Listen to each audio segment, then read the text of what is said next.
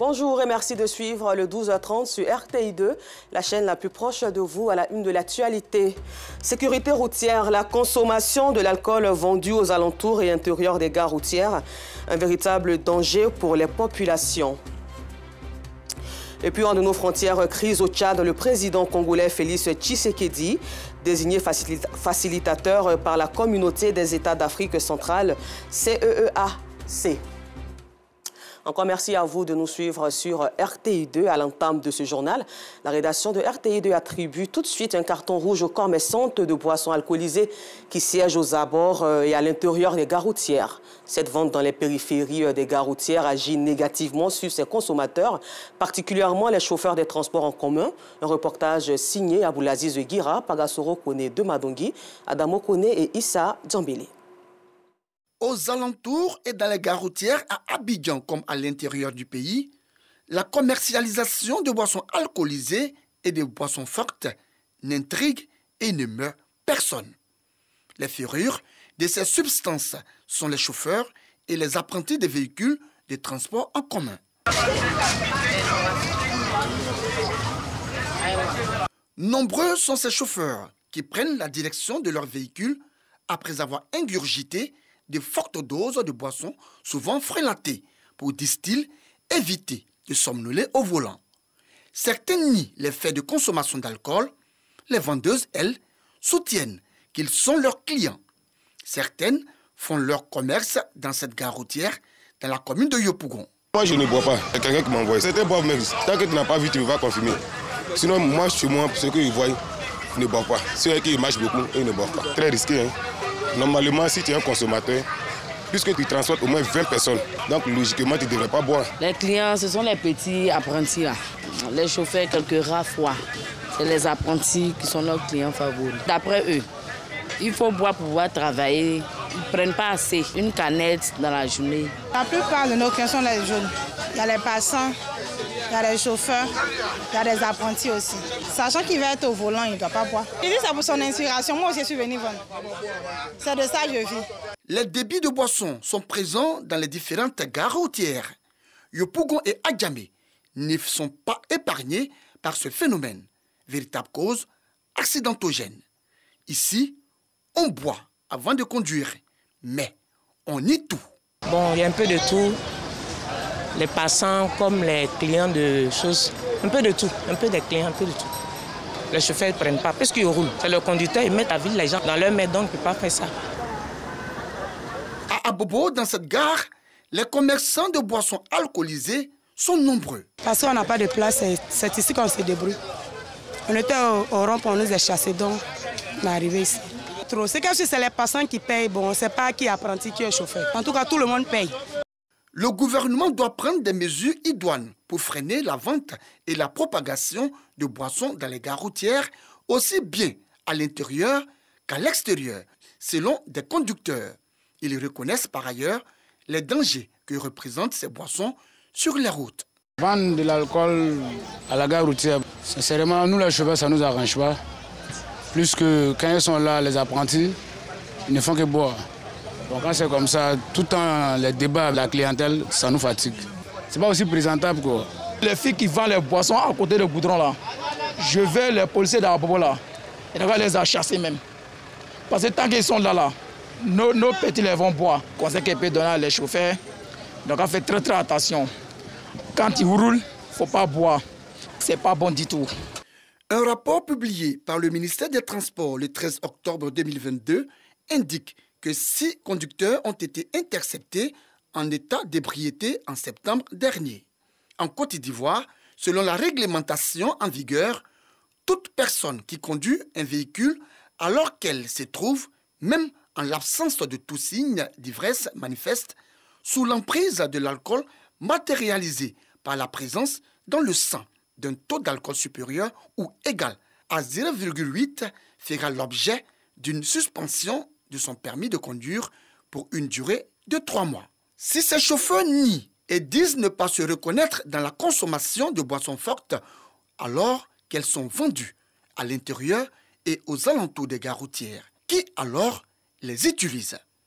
Le temps d'une réponse est vu le caractère dangereux de la consommation de l'alcool par certains chauffeurs de véhicules de transport en commun, la rédaction de RTI 2 attribue un carton rouge à tout chauffeur aux attitudes irresponsables et inciviques qui ingurgitent les alcools frelatés et qui, par la suite, tiennent le volant, mettant ainsi en péril la vie des populations innocentes. Un carton rouge également aux vendeurs et vendeuses de boissons alcoolisées à l'intérieur et aux alentours des gares routières qui ne cessent de vendre ces substances nocives aux chauffeurs. Enfin, carton rouge aux autorités municipales qui font fi de la vente de ces boissons fortes à ciel ouvert dans leurs communes respectives. Et pour rester toujours dans cette atmosphère de problèmes à régler, avec Georgette Ido Fofana, rendons-nous tout de suite à Nokwa-Sodesi dans la commune d'Abobo pour entendre le cri de cœur des populations qui vivent un véritable calvaire lié aux problèmes de voirie et d'eau potable. Estimée à plus de 50 000 âmes, cette population se sent impuissante face aux difficultés qu'elle rencontre. Son reportage.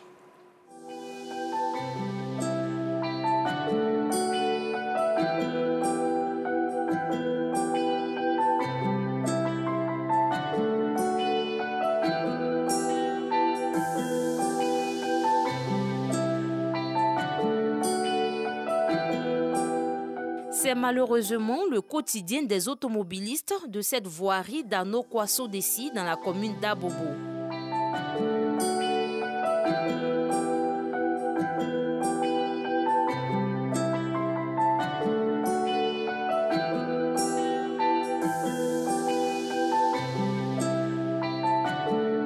Saison de pluie ou pas, il est difficile pour les usagers de se frayer un chemin du fait de la dégradation très avancée de la route. On souffre, on souffre, on souffre. Abobo n'a pas droit à ça. On a du mal même à entrer. Entrer comme sortir, franchement dit, c'est pas bon. Franchement dit, moi je veux que le gouvernement ait trouvé une solution quoi. Ça ne nous arrange pas. On est en train d'abîmer notre véhicule, mais on n'a pas franchement le choix, puisqu'on habite dans le quartier.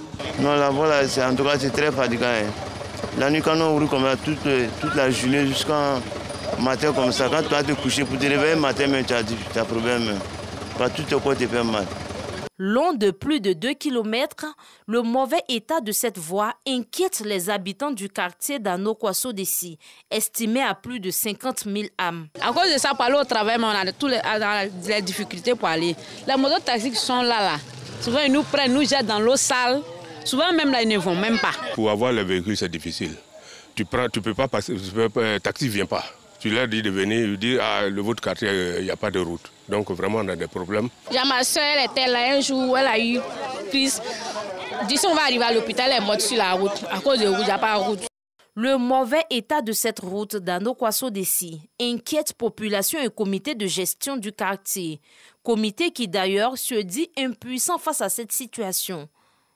Ces responsables en appellent à l'aide. Les dames qui accouchent, qui décèdent, des cadavres qu'on est obligé de transporter dans les 4x4 avant d'aller les remettre dans le corbillard au vu et au su. Des enfants à nous, quoi. Vous voyez ce que ça peut faire à quelqu'un.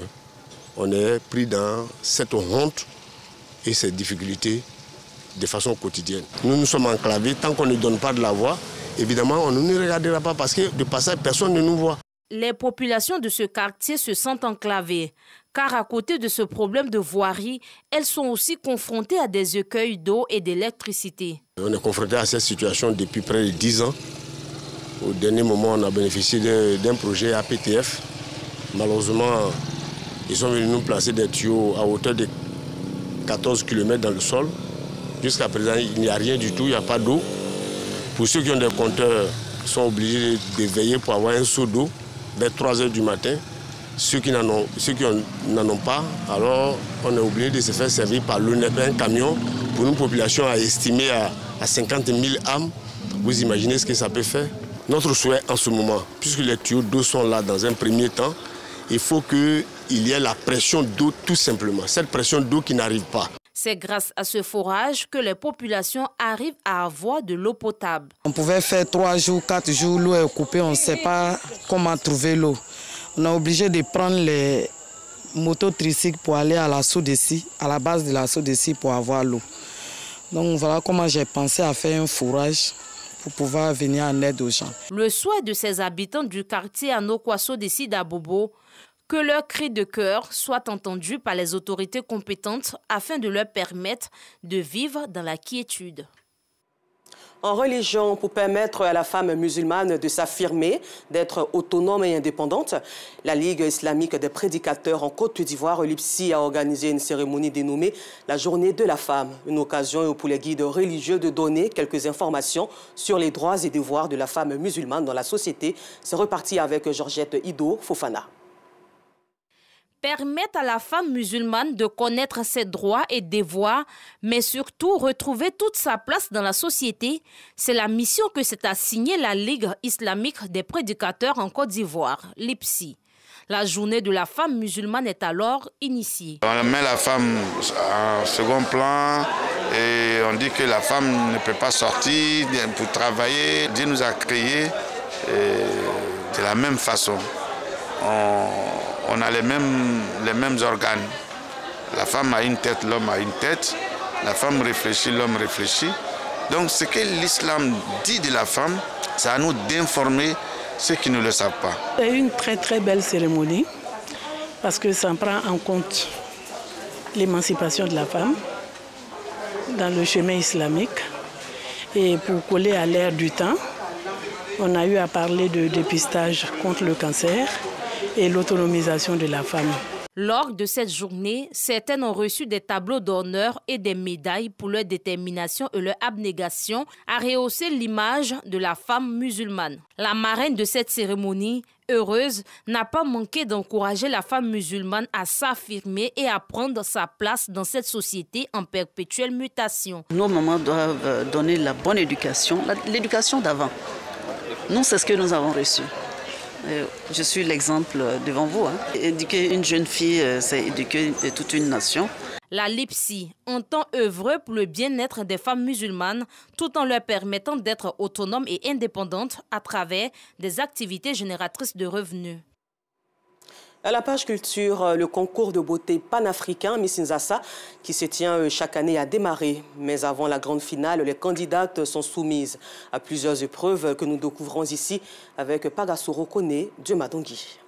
Elles ne sont ni femmes au foyer, ni femmes de ménage, mais bien les candidates de Miss Nzassa, un concours de beauté panafricain ouvert chaque année aux jeunes filles âgées de 18 à 26 ans et qui fait la promotion de la culture africaine à travers la langue maternelle. Mais avant ce grand rendez-vous de l'Étoile d'Afrique, ces candidates prennent part à une compétition culinaire Miss Cordon Bleu. Car pour les initiateurs, la beauté africaine ne saurait se départir d'un savoir-faire culinaire. Elles se sont données. Et chacune est rentrée fière d'elle parce que les autres éditions, elles étaient un peu stressées. Mais cette année, c'était carrément différent. Elles étaient toutes en joie, elles étaient solidaires entre elles et c'est ce qu'on prône. Les candidates de cette édition et celle de 2021 saluent l'initiative et se réjouissent d'avoir pu proposer des mets de leur région. J'ai fait le foutou banane accompagné de la sauce du blé écrasé et de la viande de bœuf fumée. Mon foutou, il est super lisse. Il s'est démarqué des autres foutous. À mon temps, j'ai cuisiné du foutou igname accompagné de la sauce claire. Vu que je suis la représentante du Gontougo, chez nous à Bondoukou, c'est ce qu'on mange.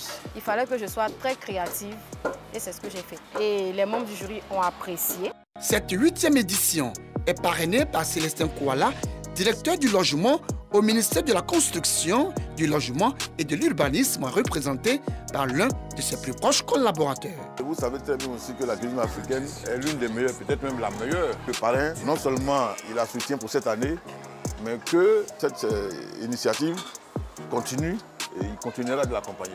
Et je pense que petit à petit, la mayonnaise va prendre. Les résultats du concours seront communiqués au cours de la grande soirée dédiée au concours de Miss Nzassa le 5 novembre prochain au Palais de la Culture de Treichville. Pour finir, nous le disions en titre hors de nos frontières, au Tchad, suite aux violences, le président de la République démocratique du Congo, Félix Tshisekedi, a été désigné hier mardi 25 octobre facilitateur dans la crise tchadienne par la communauté des États d'Afrique centrale réunis en sommet extraordinaire à Kinshasa. Encore merci à vous et bonne suite de programme sur RTI2, la chaîne la plus proche de vous.